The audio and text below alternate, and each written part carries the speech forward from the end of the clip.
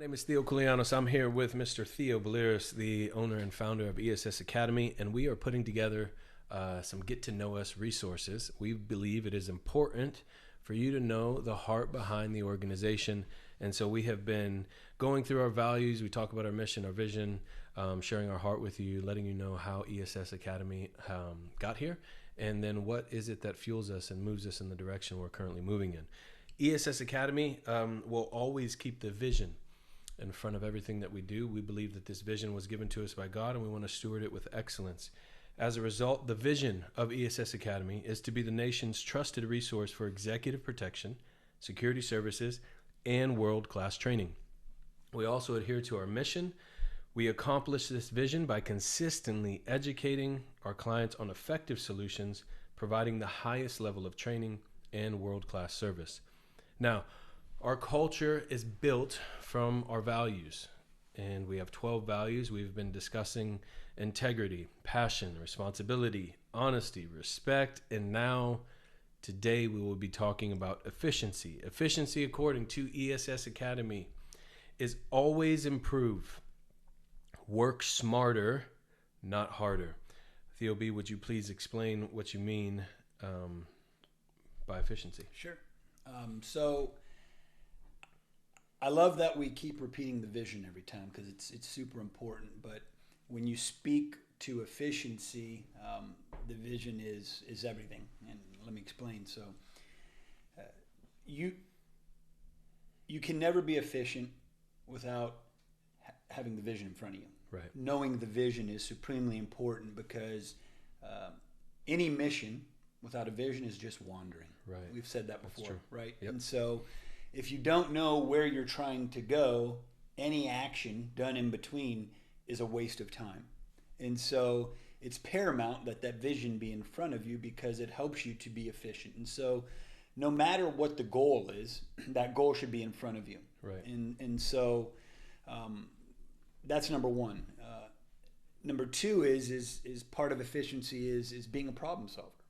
One thing I've learned in any business I've attempted to be a part of, but specifically as it relates to protection and security is the more problems that you're able to solve, the more valuable you are. Yeah. Well, with that, the quicker I can get things done in excellence without wasting time gives me the ability to get more things done. Right. And so the more things I'm able to get done in the same amount of time as another person creates value. Right. Yeah. And so you see people that sometimes milk the clock, right, so to speak, right? And so they're going to get out there and they're going to look at a job and I'm going to do just what I need to do. Remember we talked about excellence. We talked about the bare minimum. Right. I'm going to do what I just need to do and I'm going to make the same amount of money as this guy who's doing all these things. And that is true. For that one particular job, that may be the case. But I'm going to see both of your outputs in that same amount of time, and I'm going to say this guy is destined to do more. Right. There's a greater value in him. You know, we had this guy one time that went through our training program. And to be quite frank, a year later when I had heard his name, I knew the guy. I just couldn't put a face to the name. As I get a little bit older, the memory's fading. But we got a job. It's a fire watch job. It's probably the most, is it inglorious or unglorious? Jobs you can do. Basically what it is somebody's fire alarm or fire suppression system's not working. You're the human fire alarm until they can fix it. Got it. So you're there to smell smoke or see fire. Right. And if so, you pick up the phone and call 911. Okay. So these jobs typically go out to anybody because anybody can do it. It's super easy. Right.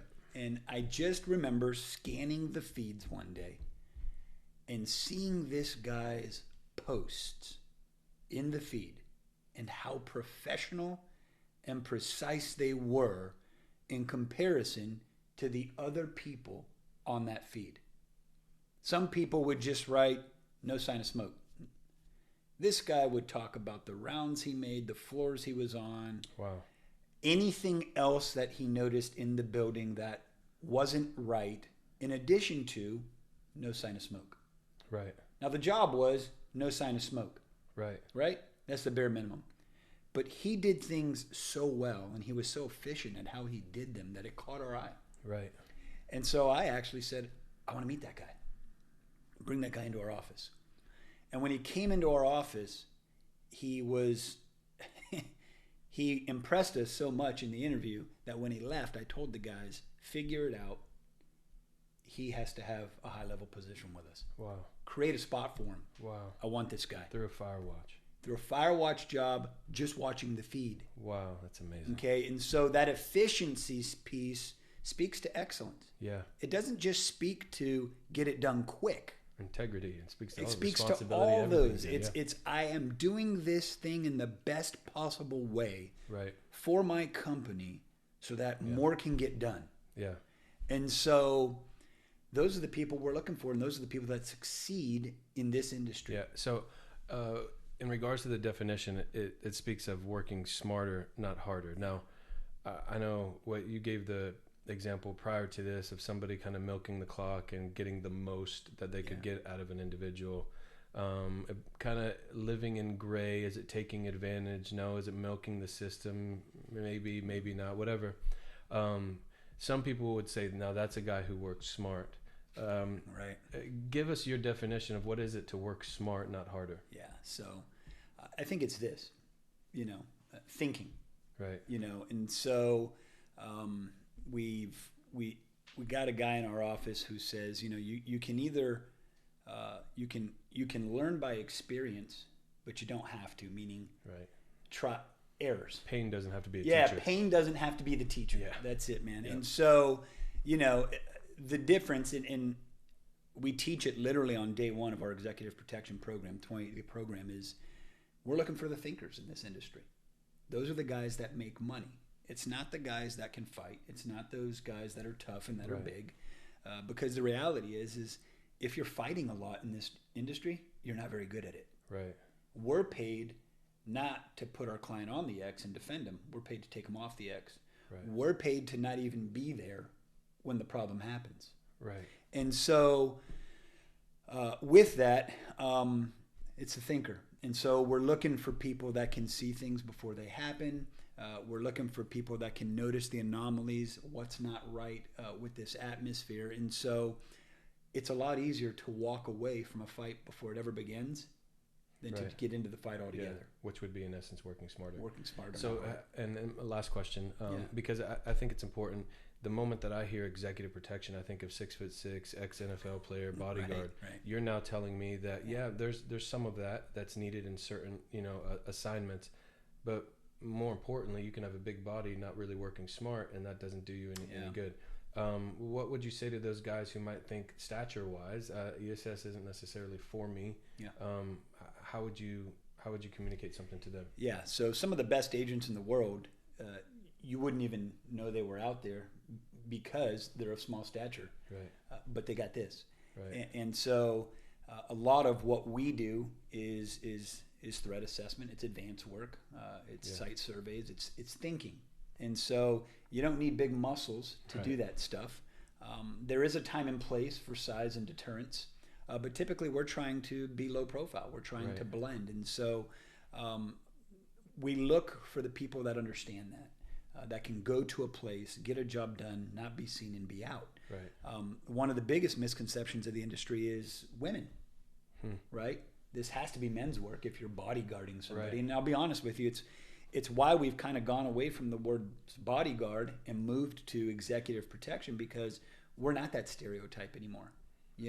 Like I said, if you're fighting, you have failed. Right. In one way or another. Correct. If you're shooting, you have failed in one way or another, most likely. Now, every once in a while, you can do all the right stuff and bad gets through. But typically, if you're doing those things, there's been a failure somewhere. Right. Somebody hasn't thought to the best of their ability.